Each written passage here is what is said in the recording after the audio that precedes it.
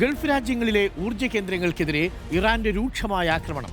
ചില പ്രേക്ഷകർ ചോദിച്ചു കാണും, എന്താ ഇവിടുത്തെ യുദ്ധം മതിയാക്കിയിട്ട് അങ്ങ് പശ്ചിമേഷ്യയിലോട്ട് പോയെന്ന്. ആ യുദ്ധവും നമുക്കൊന്ന് കണ്ടിട്ട് വരാം. ഖത്തറിലെ റാസ് ലഫാൻ LNG പ്ലാന്റിൽ തീപിടുത്തം. സൗദിയിലെ 2 റിഫൈനറികൾ ആക്രമിച്ചു. അബുദാബിയിലെ ഗ്യാസ് ഉൽപ്പാദന കേന്ദ്രങ്ങൾ അടച്ചു. ഇറാനെതിരെ കടുത്ത നിലപാടുമായി ഗൾഫ് രാജ്യങ്ങൾ. ഇറാൻ എംബസിയിലെ ഉദ്യോഗസ്ഥരെ ഖത്തർ പുറത്താക്കി. ആക്രമണം തുടർന്നാൽ സൈനിക നടപടിയെന്ന സൂചന നൽകി. റിയാദിൽ ഇറാൻ ആക്രമണത്തിൽ 4 പ്രവാസികൾക്ക് പരിക്ക്. കണ്ണിന് കണ്ണെന്ന രീതിയിൽ തിരിച്ചടിയുണ്ടാകുമെന്ന് ഇറാന്റെ മുന്നറിയിപ്പ്. ഫൈസൽ ഹംസയുണ്ട് കൂടുതൽ വിവരങ്ങളുമായി.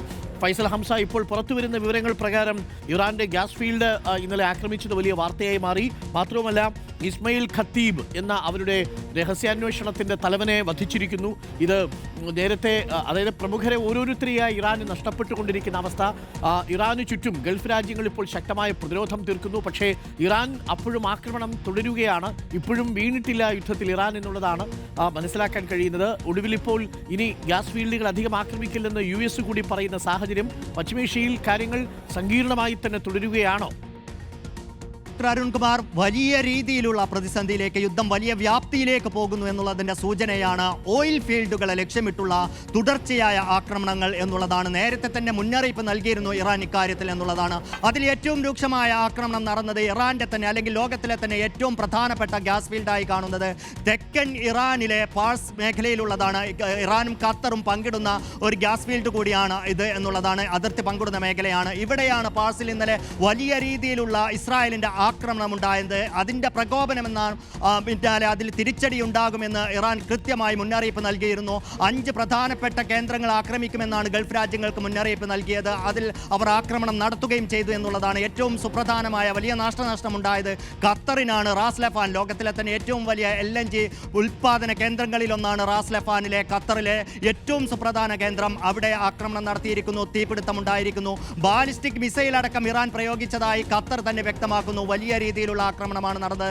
മറുവശത്ത് ദുബായിലും UAE-ക്കെതിരെയും ആക്രമണമുണ്ടായി. അബുദാബിയിലെ 2 റിഫൈനറികൾക്ക് നേരെ ആക്രമണമുണ്ടായി എന്ന് UAE തന്നെ വ്യക്തമാക്കുന്നു. സൗദിയിലും 2 റിഫൈനറികൾക്ക് നേരെ ആക്രമണമുണ്ടായി എന്ന് അവരും വ്യക്തമാക്കുന്നുണ്ട്. അതായത് 5 കേന്ദ്രങ്ങൾക്കെതിരെ ഇറാൻ പറഞ്ഞതുപോലെ തന്നെ ആക്രമണം നടത്തി എന്നുള്ളതാണ്. പക്ഷേ ഇന്നലെ GCC രാജ്യങ്ങൾ, ഗൾഫ് രാജ്യങ്ങൾ ശക്തമായ രീതിയിൽ പ്രതികരിക്കാൻ തുടങ്ങി എന്നുള്ളതാണ് ഏറ്റവും സുപ്രധാനമായ കാര്യം. ഇറാനുമായുള്ള നയതന്ത്ര ബന്ധം വിച്ഛേദിക്കുന്നു എന്നതിൻ്റെ സൂചന നൽകി ഡിഫൻസ് അറ്റാഷെയുള്ള അടക്കമുള്ളവരോട് രാജ്യം വിടാൻ ഖത്തർ തീരുമാനിച്ചിരിക്കുന്നു, അവരോട് നിർദ്ദേശിച്ചിരിക്കുന്നു എന്നുള്ളതാണ്. മാത്രമല്ല, സൗദിയുടെ ഭാഗത്ത് നിന്ന് കൃത്യമായ ഒരു പ്രതികരണം വരുന്നു എന്നുള്ളതാണ്. ഇനിയും ക്ഷമിക്കാനാവില്ല, സൈനിക നടപടി അടക്കമുള്ളതിലേക്ക് ആലോചിക്കേണ്ടി വരും എന്നുള്ള രീതിയിലുള്ള പ്രതികരണം സൗദിയുടെ ഭാഗത്ത് നിന്നും വരുന്നു എന്നുള്ളതാണ്. അതായത് ഇറാനെതിരെയുള്ള ആക്രമണത്തിൽ ഇതുവരെ അമേരിക്കയ്ക്കൊപ്പം ചേരില്ല, ഞങ്ങളുടെ മേഖലകളൊന്നും വിട്ടു നൽകില്ല ആ ആക്രമണത്തിന് എന്ന് പറഞ്ഞിരുന്ന GCC രാജ്യങ്ങൾ തന്നെ അവരുടെ സുരക്ഷയ്ക്ക് മേൽ വലിയ ഭീഷണി ഉണ്ടാകുമ്പോൾ, അവരുടെ വരുമാനത്തിൽ, അവരുടെ നിലനിൽപ്പിനെ തന്നെ ബാധിക്കുന്ന രീതിയിലുള്ള അവരുടെ ഓയിൽ ഫീൽഡുകളെയും ഗ്യാസ് ഫീൽഡുകളെയും ആക്രമിക്കുന്ന തരത്തിലേക്ക് ഇറാൻ മാറുമ്പോൾ അവരും ഒരു സൈനിക നടപടിയിലേക്ക് പങ്കുചേരുമോ എന്നുള്ള തരത്തിലേക്ക് ആ നീക്കം മാറുന്നു എന്നുള്ളതാണ് ഡോക്ടർ അരുൺകുമാർ ഇതിൽ ഏറ്റവും സുപ്രധാനം. പക്ഷേ ഏറ്റവും പ്രധാനപ്പെട്ട ഒന്ന്, അമേരിക്കൻ പ്രസിഡന്റ് ഡൊണാൾഡ് ട്രംപിന്റെ ഏറ്റവും പുതിയ പ്രതികരണമാണ്.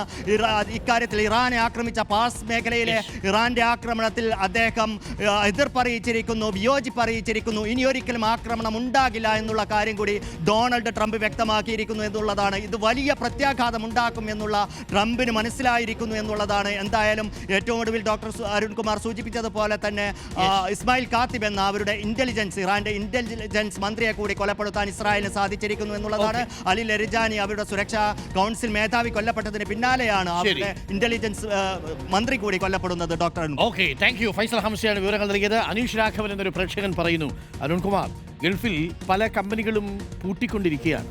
ട്രാൻസ്പോർട്ടേഷൻ നടക്കുന്നില്ല, പ്രൊഡക്റ്റ് ഒന്നും കയറിപ്പോകുന്നില്ല, പലരും സാലറി ഇല്ലാത്ത അവസ്ഥയിലാണ്, വളരെ ബുദ്ധിമുട്ടാണെന്ന് അനീഷ് പറയുന്നു. അനീഷ്, ഇത് ബോധ്യമായി. ഞങ്ങൾ ആ വാർത്ത അങ്ങനെ കൊടുക്കേണ്ടതില്ല എന്ന് തീരുമാനിച്ചതാണ്. കാര്യം പ്രവാസികളായ ഒരുപാട് മനുഷ്യർക്ക് ഒരുപാട് ബുദ്ധിമുട്ടുകൾ നേരിടുന്നുണ്ട്, ജോലി സംബന്ധമായ ഒരുപാട് പ്രയാസങ്ങൾ നേരിടുന്നുണ്ട് എന്നുള്ളത് ഞങ്ങൾക്കറിയാം. പക്ഷേ യുദ്ധത്തിൻ്റെ സാഹചര്യത്തിൽ അങ്ങനെ ഒരു പരിഭ്രാന്തി പടർത്തണ്ട എന്നുള്ളത് കൊണ്ട് നമ്മൾ ആ വാർത്ത അങ്ങനെ കൈകാര്യം ചെയ്യാതിരുന്നതാണ്. ഞങ്ങൾക്കറിയാം ഓരോ പ്രവാസികളുടെയും ജോലി അല്പം ആശങ്കയിലായ ചിലരൊക്കെ ഞങ്ങളെ വിളിച്ച് നേരിട്ട് ബന്ധപ്പെട്ടിട്ടുണ്ട്. നിങ്ങളുടെ ബുദ്ധിമുട്ടുകൾ അത് താൽക്കാലികമാണ്. ഒന്നേ നിങ്ങളോടും പറയാനുള്ളൂ, ഈ സമയവും കടന്നു പോകും എന്ന് പ്രതീക്ഷിക്കുക. കഷ്ടിച്ചോ 1, 2, 3, 4 ദിവസങ്ങൾ എന്നാണ് നമ്മൾ പ്രതീക്ഷിച്ചത്. ഇതിപ്പോൾ ആഴ്ചകൾ കാത്തിരിക്കേണ്ടി വരുന്ന അവസ്ഥയിലാണ്. എങ്കിലും എല്ലാം ശരിയാകും. അപ്പോൾ ആ വാർത്ത ശരിയാണ് അനീഷ്. നമ്മൾ ആ രീതിയിൽ അങ്ങനെ ആളുകളെ പരിഭ്രാന്തരാക്കണ്ട എന്ന് കരുതി കൊടുക്കാതിരുന്നു എന്ന് മാത്രം.